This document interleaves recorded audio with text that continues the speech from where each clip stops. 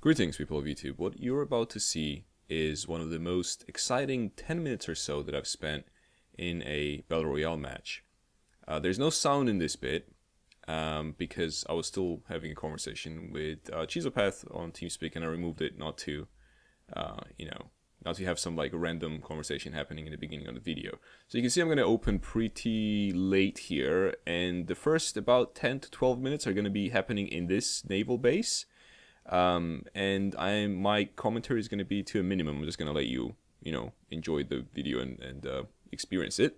I will say certain things to clarify some stuff, etc. And then after the first part is done, I'll show you how the match itself ended in the second and much smaller bit.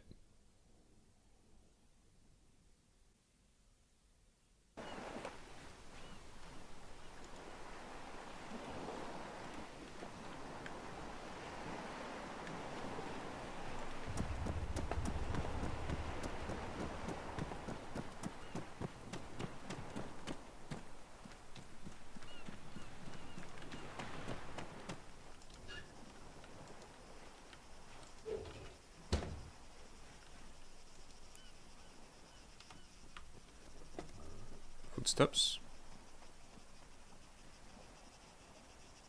Look at that gun in the sunlight. That's going to become important pretty soon.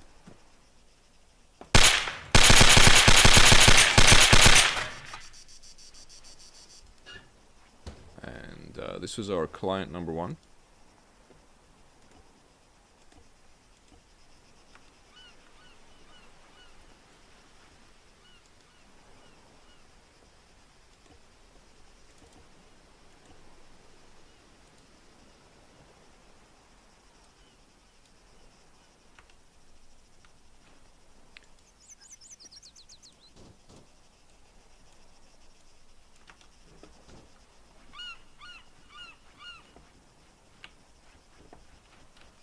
By the way, you'll probably hear some button presses. It's because my microphone was still on full blast. I reduced the sensitivity later on, but for the first few moments, there probably you hear that. So I apologize if there's some additional noise. And there's a friend of ours over there.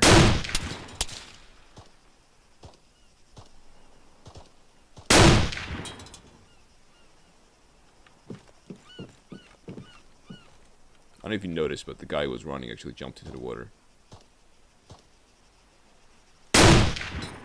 That's our client number two.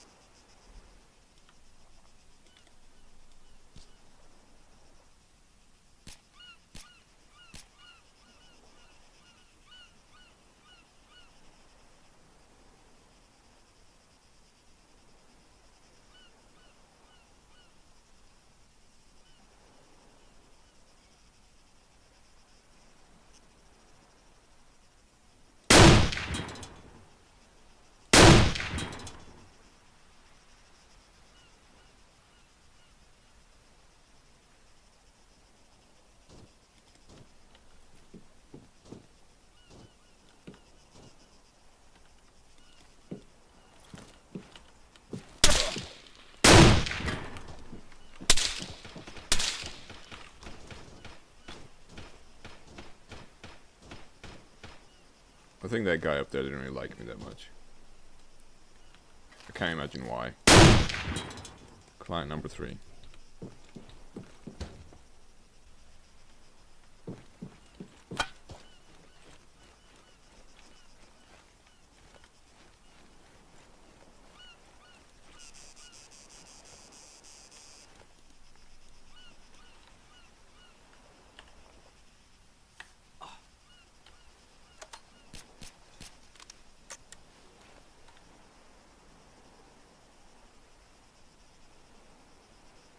Word of friendly advice: if you ever find an Enfield while playing VR, take it, hold it close to you, cherish it like a loved one.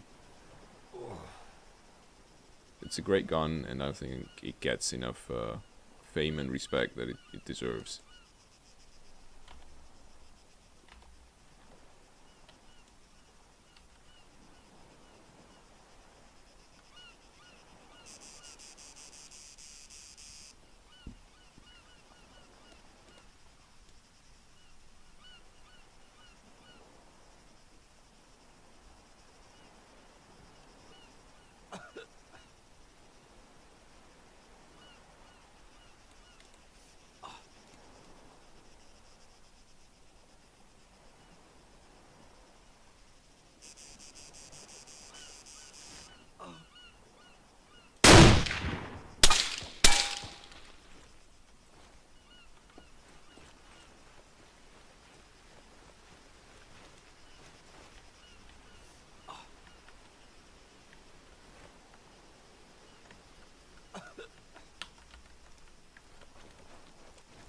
Again, I apologize for the keystrokes you can hear there. It will go away, or at least diminish in a bit. If my counting is correct, I think there were potentially about 10 to 12 people around this area, very, very close together, and this is something that happens usually if people are dropped just above a military base. Obviously there's another military base just nearby as well. A very, very big one.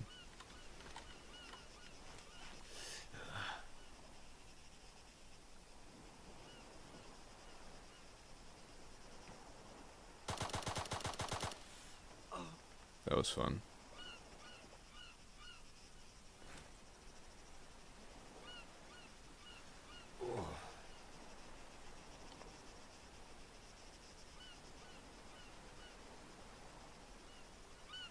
That tower has only one land route coming away from it, and it has to go through me, unless the guy obviously wants to try and swim away, which could also potentially work. It all depends on how much time you have.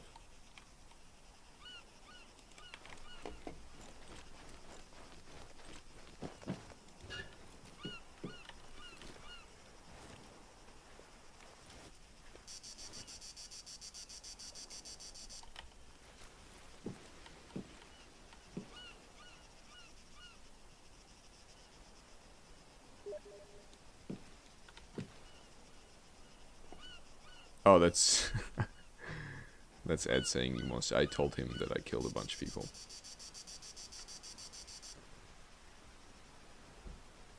My back, by the way, is completely exposed here. I just decided not to care about it because, you know, you can only control so many sides.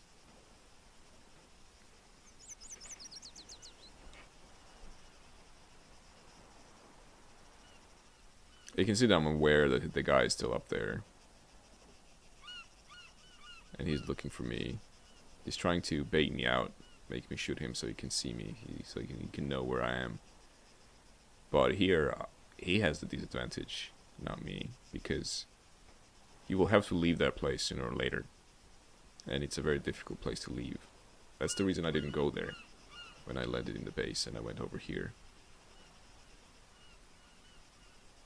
See? He's trying to bait, or maybe trying to find me. And there's a circle, and it's not here. So we both have to leave.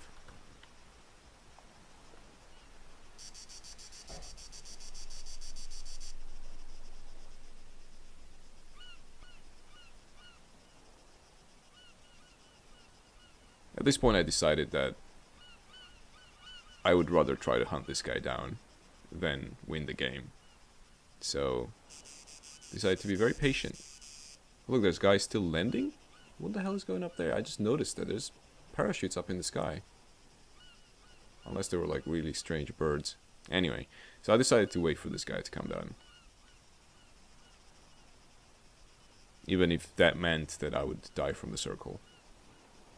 Thought it would be more fun that way.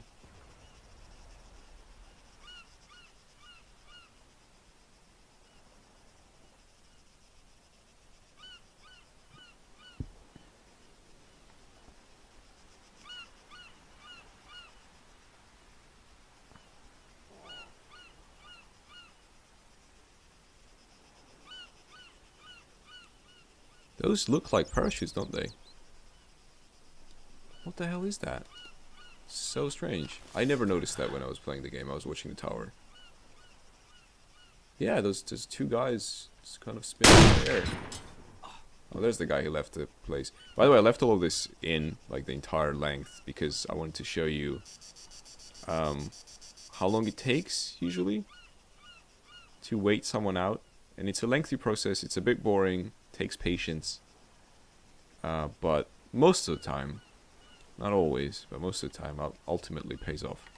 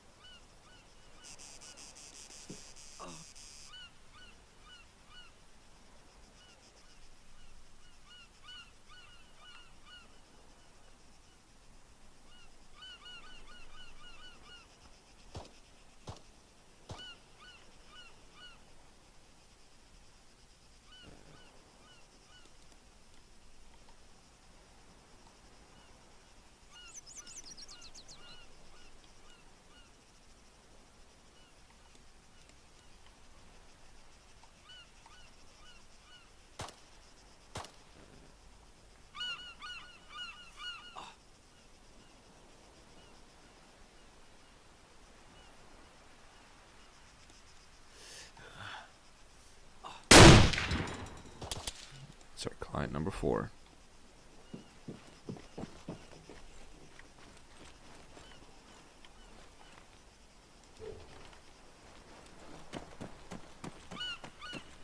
Well, with him dead, it's time to get out.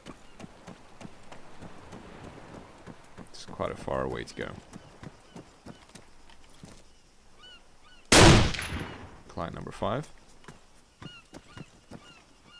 And footsteps. I thought he was inside there.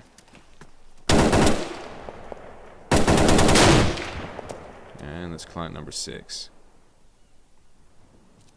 And that was the most exciting opening I had in a BR match, all due to the fact that I opened late. Now things get a bit less exciting apart from this bit where I'm driving into Purgus in the rest of the match, because for some reason I'm greeted by explosions, explosive cars. I like to think that it was the inhabitants saluting the arrival of their new mayor. It looked like it was going to be a Chalonisi ending, so I went to Chalonisi, but it turned out that it wasn't going to be a Chalonisi ending, so I left Chalonisi and came to where the ending was actually going to happen, which is just near Chalonisi Island on the coast, on these rocks. There's 2 types of endings you get in Purgus. One is on Chalonisi and one is right here. And we have another friend crawling into the circle.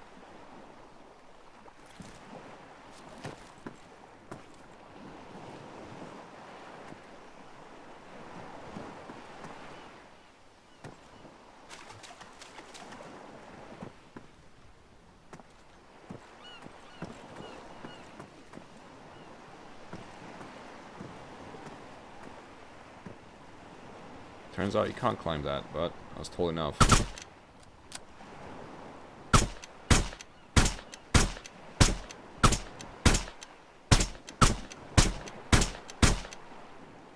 That's our client number 7. Only one other guy left.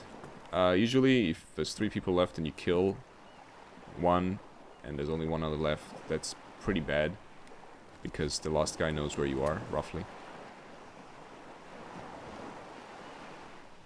You see that I switched here to a silenced M4, which was potentially the biggest mistake I made in this match. I should have really kept my Enfield, which I have with me, but I just wasn't using it.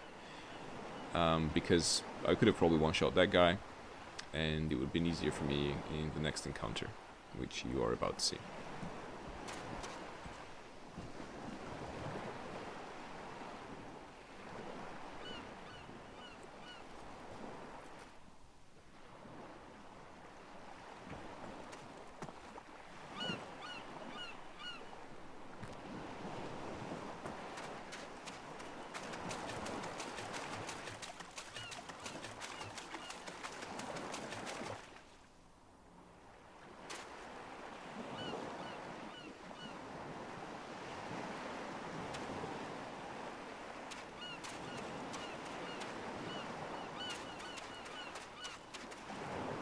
There's a boat over there, and I thought the boat was a guy, because the engine kind of looked like a person.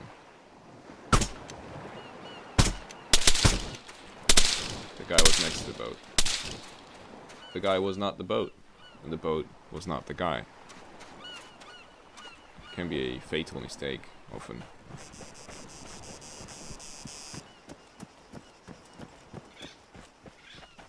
So I tried to flank him up top, because he's in a circle I'm not. It's not the worst decision I could have made, but it's probably not the best either. You may see the guy on the left a little bit, but once more I failed to look left like in that one video that you may have seen, and finished second. Nonetheless, it was a pretty exciting match, because, you know, I don't think I've ever killed 7 people in a single go. Could have probably won as well if I was a bit more careful, maybe, or potentially a bit more careless, but didn't really go that way. Anyway, I hope it was enjoyable audio-visual presentation, and if it was an enjoyable audio-visual presentation, please consider supporting this video in any way you can, and I'll see you in the next one. Bye.